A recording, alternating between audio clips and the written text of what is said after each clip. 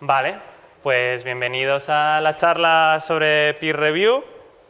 Es una charla que no está muy relacionada con Drupal, más bien con desarrollo y todo a su alrededor.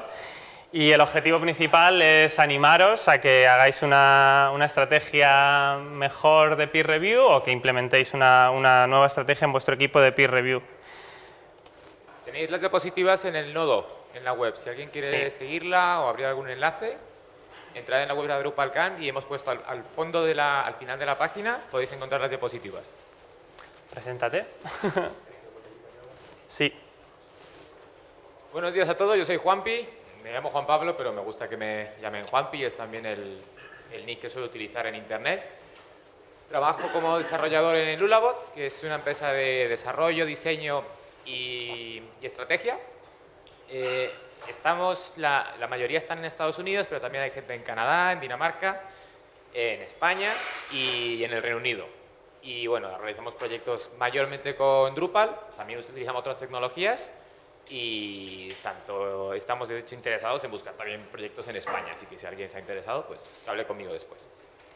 Vale, yo soy Rodrigo Aguilera, trabajo para Imbra como desarrollador más bien backend. Y nada, Imbra es una empresa de Barcelona que hacemos proyectos, consultoría, diversas cosas. Y estamos buscando gente en vez de proyectos.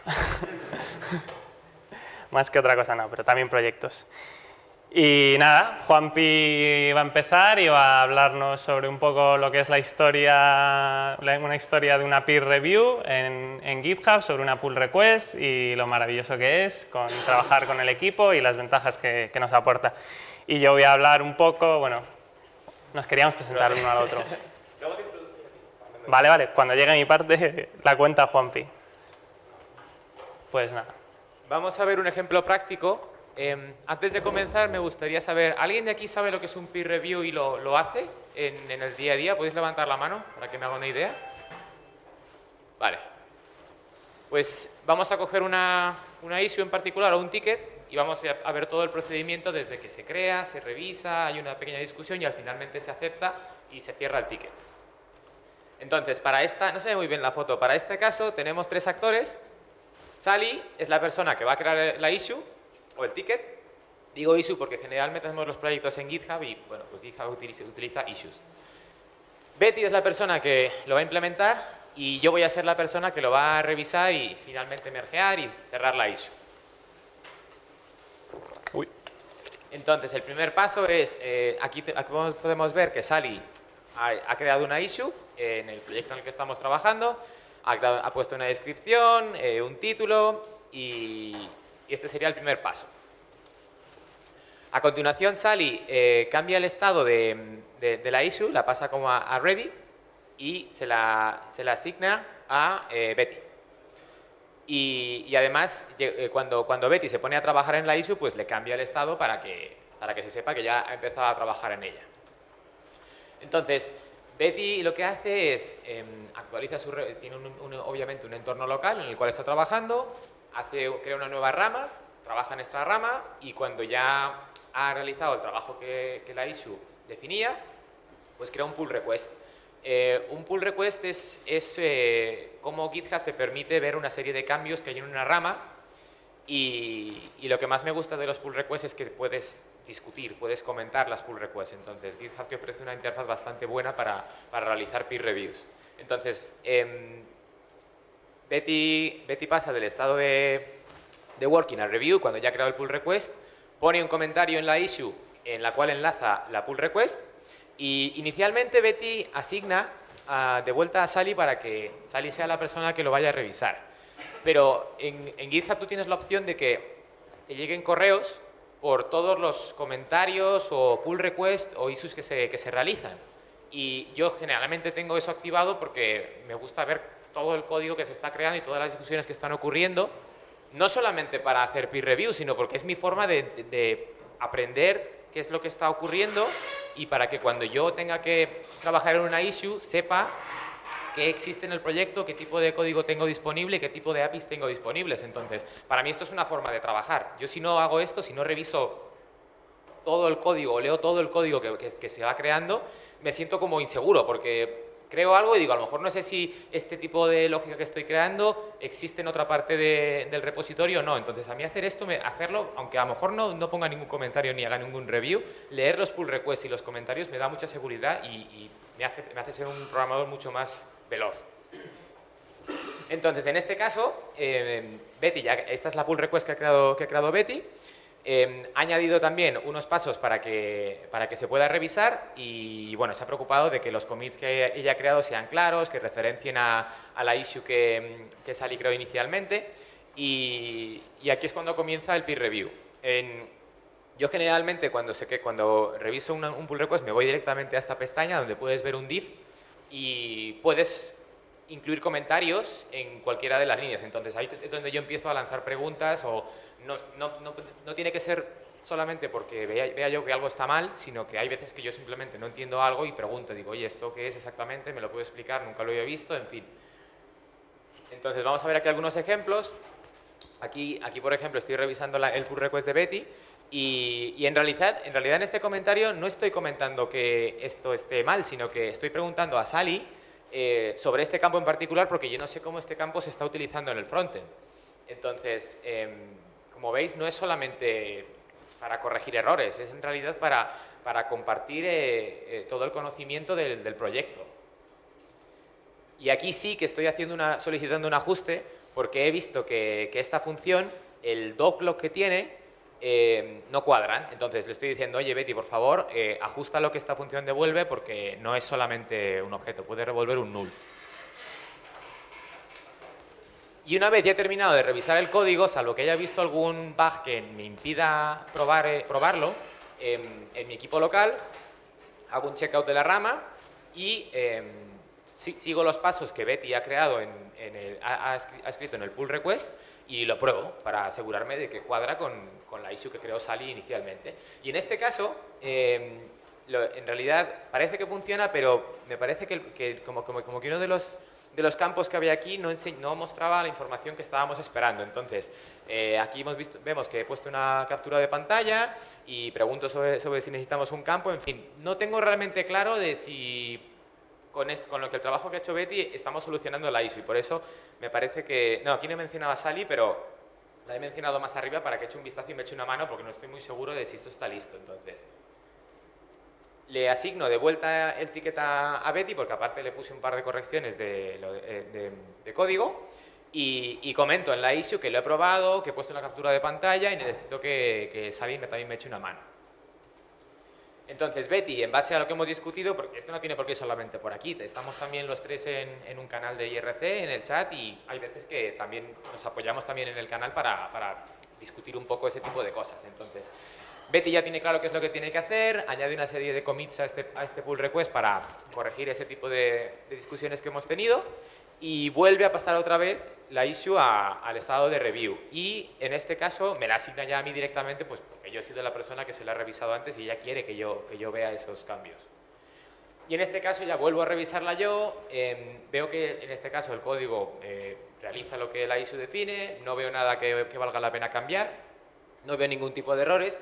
La pruebo de nuevo y ahora sí que cumple con lo que decía la issue. Entonces, en este caso, hago el merge, borro la rama y me voy a la issue y digo, ya lo he revisado y lo he mergeado, los menús ya se pueden exportar, aquí hay una captura de pantalla, quiero que Sally vuelva a verificarlo porque ella es la que realmente domina cómo se va a utilizar esto en el front y la paso al estado done y le vuelvo a le asigno de vuelta el ticket a Betty porque ella ha sido la que lo ha realizado. ¿Alguna duda hasta aquí? Vale, voy a pasar brevemente por algunas de las ventajas que podemos encontrar utilizando este procedimiento. La primera sería que os he puesto algún ejemplo que es que se descubren bugs antes y además se descubren en equipo. A lo mejor tú escribes un código que crees que es seguro, que lo has comprobado, pero otra persona puede verlo de otra manera y ayudarte. Por ejemplo, yo no sabía que en Internet Explorer 9 el objeto console no existe hasta que abres la ventana de desarrollo y produce unos errores horribles porque no ves el error. O sea, de repente algo no funciona, pero si ves la misma página con la herramienta de desarrollo de Internet Explorer, sí que funciona. ¿Por qué? Porque cuando cargas la herramienta de desarrollo de Internet Explorer, este objeto existe. Entonces, pues por esto mismo, pues ese tipo de funciones pues, no son seguras, salvo que utilices algún polyfill. Un código homogéneo. Cuando estaba comentando esto con Rodrigo, tú dijiste cómo... Coding idioms. Vale, pues... No sé cómo traducirlo. Vale, un mismo problema se puede solucionar de muchas formas y en muchos casos tenemos diferentes formas de solucionarlo. Y por un lado nos podemos apoyar en la comunidad para estandarizar eso. De hecho, es una de las grandes ventajas que tiene trabajar en open source, que estandariza un poco la arquitectura de un proyecto. Pero en este caso, por ejemplo, Tomás ha creado un pull request en el cual está añadiendo un sprite y Chris le está diciendo, Tomás, este sprite ya lo tenemos. Entonces, en vez de crear uno nuevo, vamos a reutilizar este. Y podemos ver que Tomás que va a realizar el cambio y bueno, nos estamos ahorrando duplicidad en el código. Aprender en equipo, pues os he comentado un ejemplo antes que muchas veces lanzo preguntas cuando no entiendo algo. Y en este caso, pues yo no conocía este módulo de Node.js y quería saber para qué se estaba utilizando porque no lo entendía muy bien. Y bueno, aquí Sally me está comentando para qué sirve y por qué lo están utilizando y si yo conozco alguna otra forma mejor para poder solucionar este issue. Compartir la responsabilidad, a lo mejor os habrá pasado que si estáis en un proyecto, conforme pasan las semanas, ciertas personas se vuelven como los jefes de ciertas áreas, porque han trabajado mucho en este área de la web y de repente si hay algún problema o hay que desarrollar algo sobre ese área, esto lo hace esta persona, esto lo hace esta otra persona. ¿Por qué? Porque es la persona que mejor domina esa región del código. Y sin embargo, cuando se realizan peer reviews y la gente ayuda y comenta y pregunta cosas, el conocimiento se distribuye mucho más equitativamente entre el equipo. Aquí podemos ver que en este pull request que ha creado Tomás, hemos participado 4 personas en total. Si algún día hay algún problema con el código que hay aquí dentro, nosotros 4 sabemos cómo funciona y podemos solucionarlo. No tenemos que buscar a Tomás para que lo haga, porque ya sabemos qué es lo que está haciendo el código. Y bueno, involucrar otros roles. Tenemos una herramienta en Lulabot que se llama Thagbot, que lo que hace es, por cada pull request, te crea un entorno de pruebas para esa rama. Y publica un comentario aquí que dice, bueno, esta pull request lo puedes probar en esta URL y cuando termines, haz clic aquí y el entorno se va a destruir. Si no, se puede destruir automáticamente cuando se haga merge o se cierra el pull request. Bueno, y aparte se corren aquí también test, pero bueno, eso no tiene mayor validez aquí. También, si por ejemplo tenemos actualizaciones de base de datos, nos gustaría saber cuál ha sido el resultado y por eso estamos publicando el log que Jenkins ha ejecutado para ver, pues, por ejemplo, que no ha habido errores durante esas actualizaciones de base de datos. Y esto nos permite que otras personas que no tienen un entorno local, como por ejemplo el cliente o por ejemplo algún project manager o equipos que por ejemplo nos han dado una librería JavaScript que tenemos que implementar. Por ejemplo, yo qué sé, en la MSNBC trabajábamos con Newsvine. Newsvine era como la red social que tiene la MSNBC y nos dio un montón de widgets al estilo de Facebook para implementar su red social. Y gracias a esta herramienta pudimos crear un pull request para cada uno de estos widgets, implementarlo y darles esta URL al equipo de Newsvine para decirle, oye, está bien implementado esto, hemos seguido la documentación. Si no tuviéramos esto, lo que hubiéramos tenido que hacer sería mergear directamente el pull request para que esto vaya al entorno de desarrollo y enseñárselo. Y el problema que tiene esto es que estamos ensuciando la rama básica, o sea, la rama master, con código que todavía no es estable. A lo mejor estamos introduciendo bugs en el código, con lo cual de esta forma nos estamos asegurando de que cuando esta librería externa esté correctamente implementada, ya se puede mergear y ya por lo tanto se puede ir a producción. Algunos aspectos a la hora de empezar, esto es muy importante a la hora de empezar un proyecto porque si no defines muy bien cómo se hacen las peer reviews pueden tener un efecto negativo en el proyecto. La primera, tú si quieres que una persona te haga un peer review, cuanto más fácil se lo pongas, más probabilidades tienes de que te la vaya a revisar y mergear. Entonces, cosas tales como un título claro, unos commits bastante claros también. ¿Cómo probar esto? Porque hay veces que me ha llegado algún pull request que no hay ningún paso para probar y yo pregunto, oye, ¿cómo pruebo esto? Porque a lo mejor las pruebas que yo realizo no son realistas. Entonces, esto ayuda mucho. Definir cómo, qué aspectos vais a revisar, el código, las APIs, si hay features involucradas, que esto tiene que quedar claro, porque si no el tema de expectativas genera un poco de frustración, de que tú creas un pull request y te saltan con un montón de comentarios de cosas que no habías tenido en cuenta. Aquí he puesto un ejemplo de cómo lo hacíamos en la MSNBC, esto era como parte de nuestro README. Y lo mismo con el tipo de código. En este caso, por ejemplo, pues decimos que para PHP, pues coding standards. También los JavaScript standards de Drupal ORG. Para Angular, que lo usábamos mucho también, pues tenemos también una página que enlazaba a los estándares de Angular JS. Y también teníamos aquí documentado cómo gestionar los parches, que también tienen que estar incluidos dentro del peer review.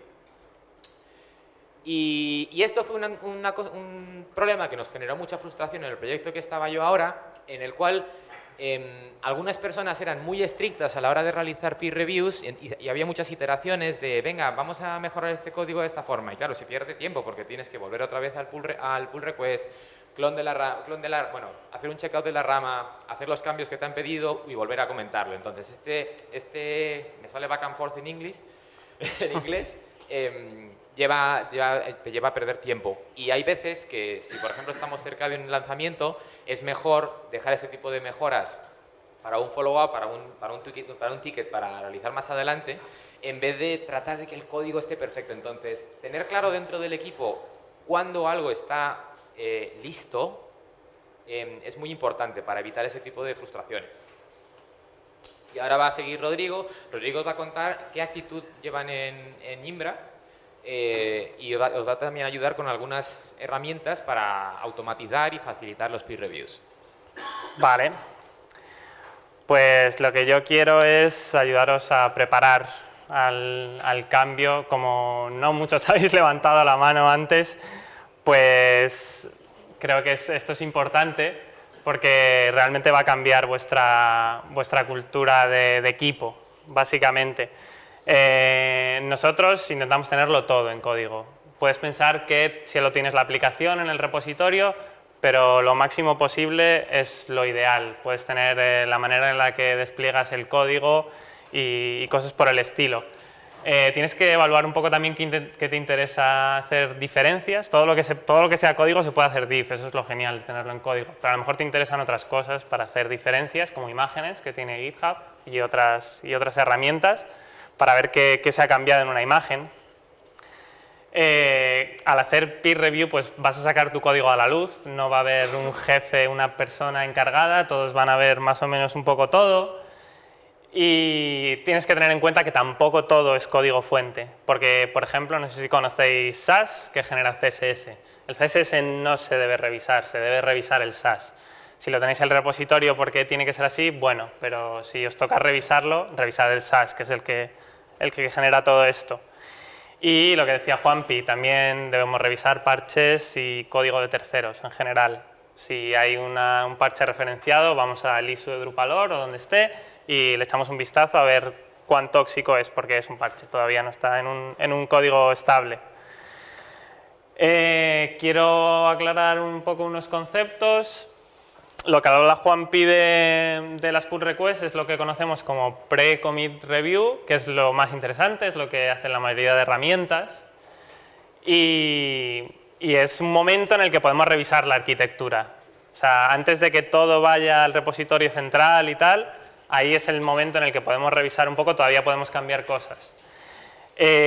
Yo el peer review lo defino como un proceso sistemático porque siempre realmente todos hacemos peer review, se pregunta y tal, pero no hay un proceso definido y de esto nos sirve para que el peer review sea una especie de firewall hacia código spaghetti, que no entre en nuestro repositorio principal, antes pasa por el equipo y todo el equipo es responsable de ello. Y lo que comento, pues yo diferencio lo que es la revisión por parte de humanos y la revisión por parte de máquinas, que son todas estas herramientas automatizadas, los tests que se corren y cosas de esos. El pair programming también es otro concepto dentro del peer review. Es genial, o sea, es muy recomendado, pero es muy diferente de lo que... bueno, no es muy diferente, es diferente de lo que vamos a presentar hoy, porque el pair programming es síncrono, son dos personas ahí, no tiene valor para el resto de personas que no están haciendo el peer review porque ocurre y se va. Y lo que lo que queremos hacer hoy es herramientas asíncronas, que tú terminas una tarea y a lo mejor te dedicas al peer review un rato y tal. Primero, la revisión por parte de máquinas. Es muy interesante porque nos libra de ser pedantes, porque queremos estándares de código para que nuestro código pinte igual y entonces no queremos a los humanos diciendo ¡ay, te falta un espacio después de las comillas! Y esas cosas.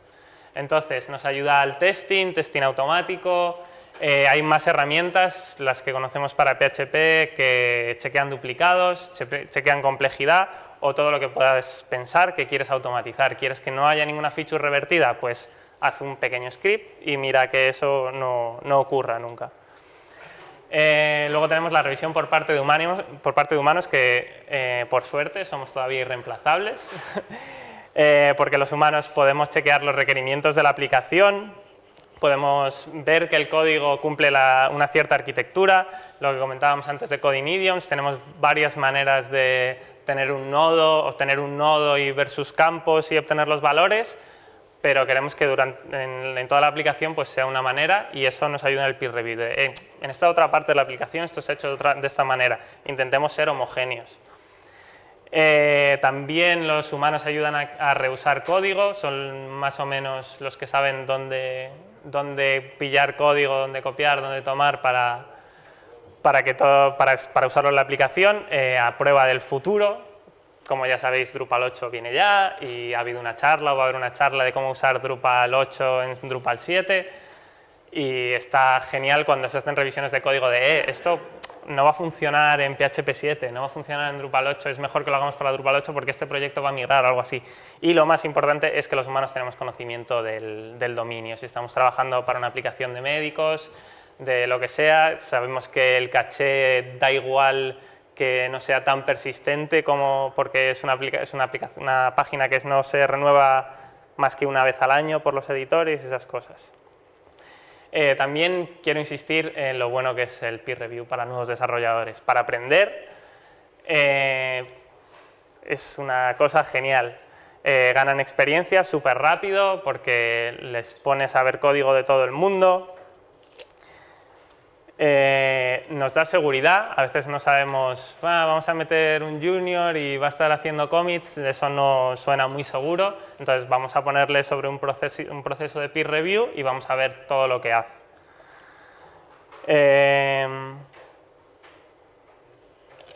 Para nuevos desarrolladores, revisar y ser revisado es un reto, entrar en una dinámica de buscar revisiones, de querer ser revisados, de revisar.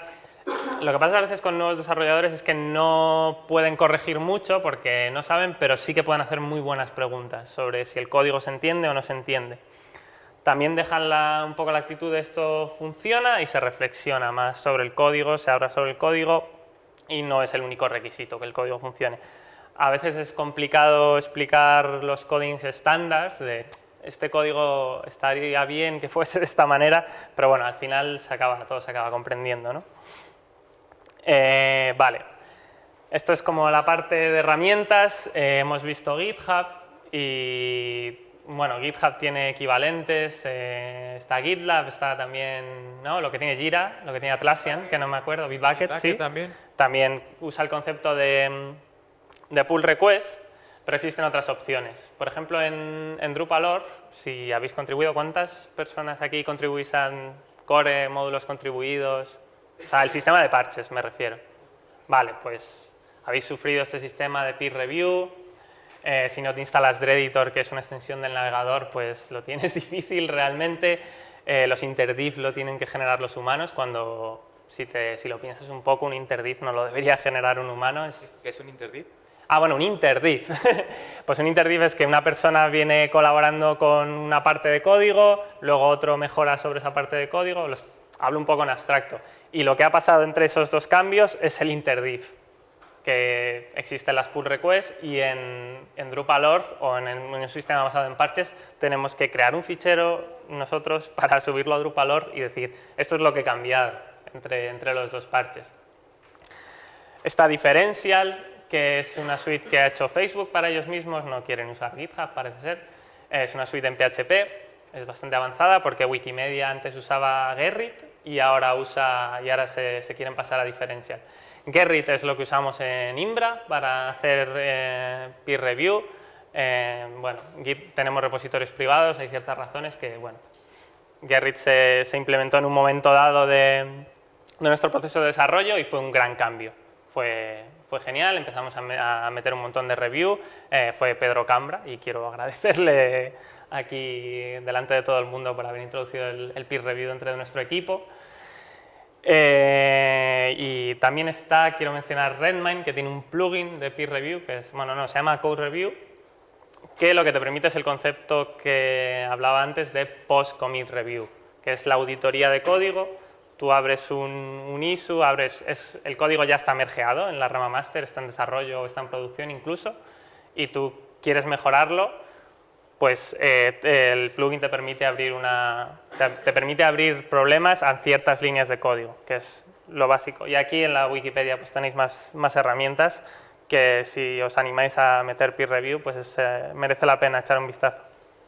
Vale, los primeros pasos. Lo mejor es, si tenemos varios equipos, es que solo un equipo lo haga, pero que lo hagan todos los miembros del equipo, por favor, porque eso crea el rol del revisador de código y no tiene mucho sentido. O incluso solo un repo, solo un proyecto y en el resto vamos a seguir trabajando de la manera antigua. Solo los divs. También tenemos mucha tentación a la hora de revisar de ver código que hay alrededor que está un poco mal, pero es mejor que nos centremos solo en los divs. También sabemos, seguro que en nuestra aplicación sabemos partes de código que no están muy bien hechas, eso es un gran candidato para un primer peer review. Y también, bueno, como una mínima cosa es abrir peticiones de revisión. Como he dicho, todo el mundo hace revisión, pero si creas un pequeño proceso se abre un issue para revisar, pues es genial. Vale, una vez todo es genial y hemos implementado revisión de código, se perciben muchos cambios que son positivos. El código se hace digerible, nadie va a meter un cambio de 100 ficheros para el review porque nadie te lo va a revisar y nunca va a entrar. Entonces se procura que las cosas sean más digeribles, más pequeñitas. Se abren conversaciones sobre código, lo que comentábamos de que ahora hay comentarios sobre las pull requests, se habla sobre código. Sin tener estos procesos ahí, las conversaciones sobre código son más difíciles, o así lo veo yo. Lo que comentaba de la revisión temprana de la arquitectura, hemos definido una arquitectura, pero show me the code. Esto no, hasta que no vemos el código a lo mejor hay algo que falla y estamos a tiempo de cambiarlo. Y es realmente... O sea, es que no te puedes permitir código complicado. Vimos que se reducía el ISO de Pastebin y de GIS, cosas así. ¿Qué es Pastebin? Pastebin es una herramienta online para pegar código y publicarlo. Y nada, lo que se hace es integrar el código con el resto de la aplicación, se corren los tests y a ver si funcionan. Y en la herramienta de revisión puedes verlos y puedes ver el interdiff, puedes verlo todo. Con colores. El conocimiento global de la aplicación, si todo el mundo está integrado en la revisión, pues todo el mundo sabe un poco. Yo reviso CSS, o sea, SAS a veces y no me entero muy bien, pero bueno, doy un +1, tampoco digo, esto para adentro. Nos ayuda a tener el equipo multifuncional, está relacionado con todo el asunto de Agile. Yo realmente lo que comentaba de viendo SAS, estoy mucho más preparado para escribir SAS si algún día tengo que hacerlo. Vale. La revisión de código puede llevaros a ciertos problemas que a lo mejor existían en vuestro equipo, pero no os dabais cuenta y hay ciertos conflictos a veces, problemas de ego. Entonces, hay que suavizar todo un poco y a la hora de hacer comentarios y tal, intentaremos alcanzar un acuerdo. El código es de todo el equipo, no es de uno, entonces intentamos, o sea, todo el mundo tiene que tener una predisposición de vamos a llegar a unos mínimos, no de esto no puede ser así, esto tiene que ser de mi manera, eso no nos va a llevar a ningún sitio. Entonces, lo que intento es no usar los pronombres de yo lo sé hacer, tú esto no lo sabes muy bien cómo hacer, y entonces lo mejor es plantear preguntas de ¿esto realmente lo queremos así? Esto... Yo lo que recomiendo es, por ejemplo, mirar los core committers que hacen muchas reviews del core de Drupal, ponen unos comentarios geniales y dan un gran feedback, es genial. Merece la pena mirarlo. Bueno, intentar no ser pedante, dejar a las herramientas que sean pedantes y... Que te interrumpa, merece más la pena contribuir Sí. y aprender y que ellos te den feedback para experimentar lo que acaba de comentar Rodrigo. Sí, haz un parche de mierda, o sea, y a ver qué te dicen. Intenta ofenderlos. Y nada, pues eso. A ver, la historia es que tenemos que, durante el proceso tenemos que encontrar problemas. Esto está relacionado con, yo tengo la solución por ahí en unas líneas de código, pero si son más de 2 líneas de código, no las pegues ahí en la herramienta de revisión porque te va a hacer quedar un poco pedante. Intenta dirigir a la persona hacia la solución o mírate esta parte del código, usa Entity Field Query, cosas así. Es mucho mejor para aprender. Hay que abrazar el feedback, o sea, hay que, gracias, te has dado cuenta de esto, es genial, porque realmente estaba mal. No ser un gruñón. Entonces, bueno, aquí faltan un par de enlaces, hemos actualizado las slides hace una hora. No, pero en la versión online están algunos enlaces más. Sí, en las online, bueno, no sé qué ha pasado exactamente. Esta es la local. Este es un post que tiene Juanpi, que es genial, de cómo hacer el peer review, bueno, más texto y más explicado, ¿no? Y lo que falta aquí es una cosa que quería explicar, que es que todo esto que he comentado de los parches, la gente no está muy contenta con ello y creen que es una manera de hacer las cosas un poco legacy y se está modernizando todo eso. Muchas personas han propuesto Git, o sea, lo que habría aquí es un enlace a un ISO de Drupal. Han propuesto Git, pero al final se ha tirado por una solución que son los ISO Workspaces, que son una especie de repositorio rama aparte del repositorio principal de Drupal, del core de Drupal, y los interdiff, por ejemplo, ya son automáticos, la colaboración queda toda en un issue, todos los comentarios. Es la principal historia por lo que han rechazado GitHub, que hay comentarios en el pull request, hay comentarios en el issue, hay comentarios en otros forks del mismo trabajo. Es por eso que no les gustaba. Otro problema que tienen los pull requests en el software libre es que solamente la persona que crea el pull request es la que tiene permisos para modificarlo. Entonces no puedes hacer lo que ocurre en Drupal.org, en la cual alguien crea un parche y lo sube y más gente trabaja sobre ese parche y ese parche, conforme la discusión va desarrollándose, el parche va evolucionando. Eso con un pull request, hay un pull request y tú haces un fork de ese pull request en GitHub y dices, aquí está mi otro pull request que cambia el tuyo, y otra persona hace lo mismo y otro. Entonces, los pull requests están muy bien en software libre para conversaciones de pocas personas. Cuando hay muchas personas involucradas se hace mucho más complicado. Y bueno, ahora esta parte de preguntas, no solo queremos que sea preguntas hacia nosotros, sino un poco que contéis experiencias de lo que ha pasado en vuestra revisión de código, si es inexistente, si tenéis resistencias por parte del equipo de management o algo así. Y bueno, que si lo pensáis un poco, los mejores equipos del mundo hacen peer review, así que si queréis ser buenos, tenéis que implementar algo de esto, chicos. ¿Una pregunta? Rodrigo. Hola, Rodrigo. Me han dado un par de preguntas porque tengo dudas sobre cómo podríamos integrar esto, pensando en mi problemática. Que tenemos un flujo de review, pero de review con un equipo de QA, el cual es, pues, tú le dejas ya el código en un turno de pruebas, le dices, bueno, unos pasos. Son personas que pueden no ser técnicas, tener conocimientos técnicos, pero no se van a poner a mirar el código, a mirar la funcionalidad que no tenga errores de JavaScript y tal, pero es muy funcional. Es una prueba funcional manual. Mono de reproducto, yo sé cuál es el paso correcto que tiene que dar.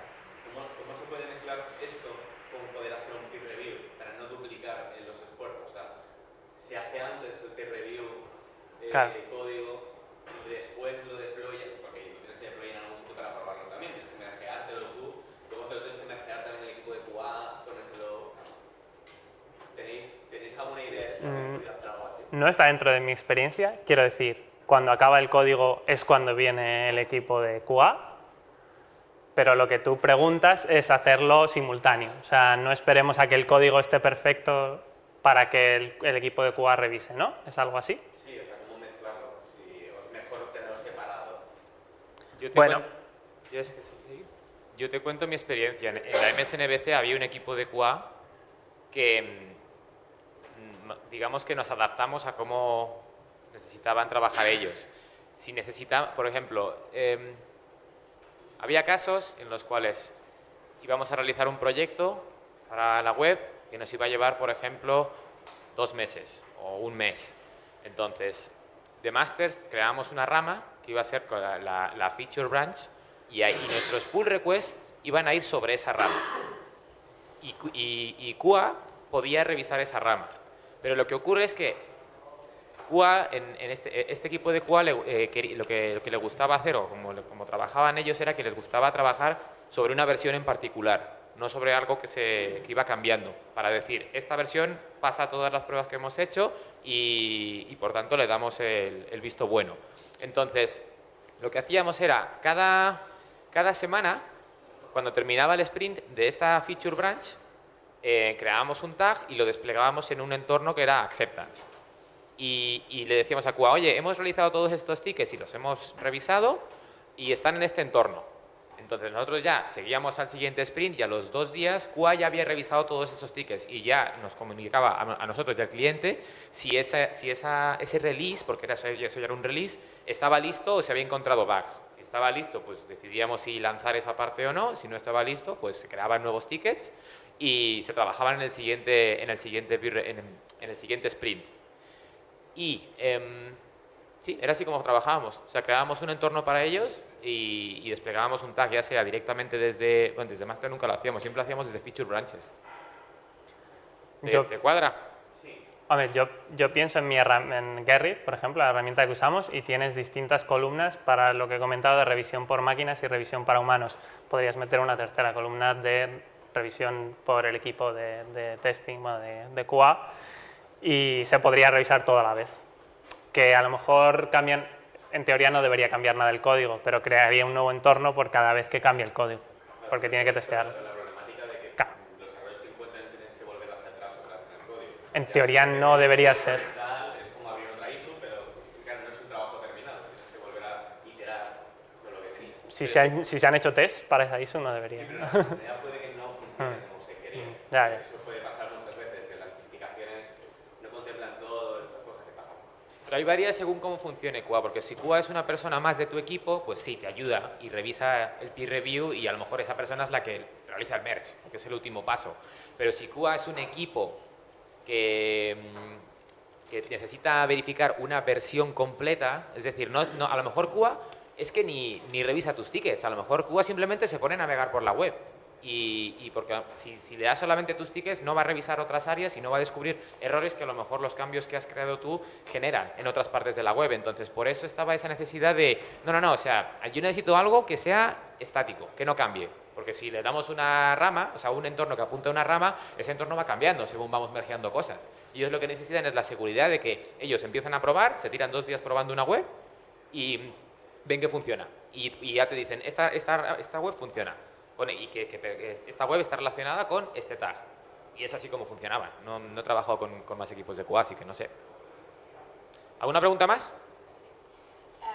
Nosotros antes usábamos Priscilla, entonces todos los miembros del equipo revisaban el código lo desplegábamos en la máquina de integración y mientras, para que lo revisaran QA, y mientras el resto del equipo revisaba el código. Ahora estamos empezando a utilizar los requests y tenemos un pequeño problema porque si le asignas el ticket a varias personas, nadie se hace responsable de mergear. Si se lo asignas a una, tienes que estar esperando a que te lo mergee para que el QA lo pueda probar en la máquina. Entonces, ¿cómo gestionáis eso? ¿Quién es el responsable de mergear un currículum? Yo responderé y respondo Quien se yo. siente valiente, eso es nuestra estrategia. Pero es que además el problema es, lo mergeas, rompe, ¿quién lo tiene que arreglar? ¿El que lo mergea El que empezó a desarrollarlo, ¿no? Que se rompe el test, quieres decir. No, se rompe... Se rompe después de entrar en máster. Bueno, claro, tendrías que abrir una nueva pull request, ¿no? Esto se ha roto. Pero ¿cómo asignáis? ¿Qué asignáis? ¿Todo el equipo hace pull request para que lo revise? Claro. No, bueno, En nuestro caso, todo el equipo revisa y intentamos ser más horizontales. Y entonces puede haber 2+1 hasta que llega una persona que dice, mira, esto está ya... Y si no hay más personas en el equipo, pues alguien tiene que mergear. Ves que los otros 2 miembros de tu equipo han hecho +1, que es lo que tiene Gerrit, pues vas tú y haces +2 y entra. No sé. En nuestro caso se lo asignamos a alguien que creamos que necesitemos que lo revise y lo mergee, pero sí que nos ha ocurrido en algunos casos veces que revisamos el sprint y vemos que, yo qué sé, es el viernes y va a terminar ya el sprint y hay gente que tiene pues 3 tickets que tiene que revisar y todavía no los ha revisado. Entonces, al final esos tickets a lo mejor no se revisan y son tickets que a lo mejor le hubiera llevado 1 hora revisarlos y ya estarían listos y tendríamos un sprint con más features dentro del producto. Y lo que hacemos es que decimos que dentro del equipo, y eso está dentro de nuestro README, que si tú tienes un ticket que tienes que revisar, eso tiene más importancia que los tickets que tengas asignados. Es decir, yo empiezo mi día y miro que las columnas, ¿no? Cuando usamos, por ejemplo, Jira, ¿dónde tengo que revisar tickets? Porque eso es lo que tengo que hacer yo primero, para precisamente liberar, para que esos tickets sigan evolucionando y luego me pongo a trabajar con lo mío. Y al final, incluso en el caso de que, porque me ha pasado muchas veces que mucha gente me asigna muchos tickets para revisar y si veo que mis tickets son críticos para ese sprint, digo, oye, cogedme issues porque yo no me da tiempo a hacer lo mío y revisar esto. Pero si veo que tengo alguna issue que no es muy importante, digo, bueno, pues reviso estas de otras personas, las mergeo y al final igualmente tenemos un producto que tiene bastantes cosas. No pasa nada que no haya podido hacer lo mío porque he ayudado a otros a que su código se mergee. Entonces, utilizamos esa estrategia. Revisar es más importante que escribir tu código y nos funciona. Pero hay veces que hay que reiterarlo, porque hay gente que se le olvida y se empiezan a apilar los pull requests y, claro, pierde valor todo el procedimiento si no respetas esa estrategia. ¿Más preguntas? Un comentario a esto, yo también hago reviews en mi trabajo y lo que hacemos para evitar esta situación que también sucedía era poner un límite de tareas que están pendientes de test. ¿Un límite de qué? De tareas que están pendientes de test. Tú no puedes desarrollar unas y cuando tú no puedes acabar tu tarea porque está pendiente de test, tienes que testear. Tiene mucho sentido, sí. ¿Más preguntas? Y revisar las más antiguas primero, también. Sí. ¿Cómo manejáis, si ya no hacéis, las peer reviews en equipos relativamente grandes en los que se produce una gran cantidad de código en un equipo? Es decir, por ejemplo, estoy hablando de equipos de 15, 20 personas en los que, bueno, pues realmente revisar los códigos de 20 personas de 2 semanas es de la marinera. Pero no todos van a revisar todo, ¿no? Yo reviso todo. Bueno, ya... No sé, tendré conocimiento del 40% de los commits o algo así. ¿Cuándo dejas de sentirte desarrollador para decir soy peer Soy reviewer. ¿Tu pregunta en qué sentido la planteas? Porque claro, si por ejemplo, vamos a asignar solo 2 reviewers a cada commit, entonces un poquito el conocimiento se va compartimentando, digamos, no tienes una visión global porque solo estás revisando unos cuantos commits y pasa lo que pasa, que tiendes a revisar los commits de tu área de conocimiento, con lo cual te vas a ir dando más. Ya, pero el otro escenario es revisarlo todo, que tampoco es factible. Ya te digo que nosotros no asignamos las revisiones, es el que llega y revisa y gente que dice +1 y hasta que no llega al +2, nada. No sé, es una estrategia. En esos casos, en grupos de 15 o 20 personas, lo que hemos hecho ha sido que hay 2 o 3 personas que son los caretakers. Son los como que yo, por ejemplo, yo hago mucho backend, pues yo reviso, aunque a lo mejor no ponga ningún comentario, pero voy leyendo todos los pull requests que se crean de backend.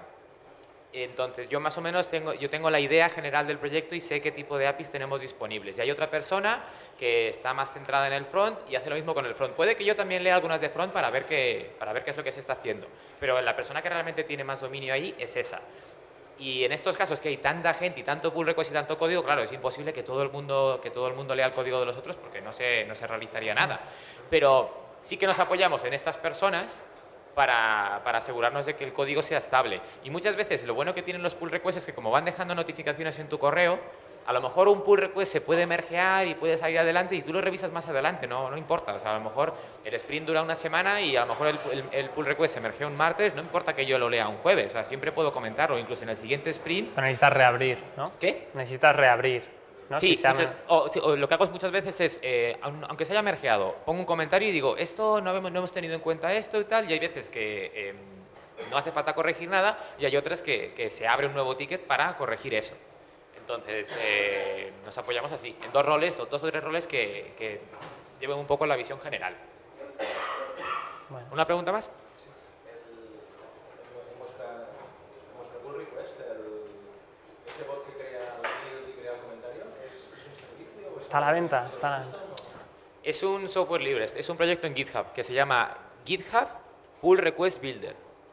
Y de hecho yo en la DrupalCon de Ámsterdam, si pones, si buscas DrupalCon Ámsterdam Pull Request, yo di una charla que explico cómo funciona ese sistema, pero es software libre, o sea, es un conjunto de...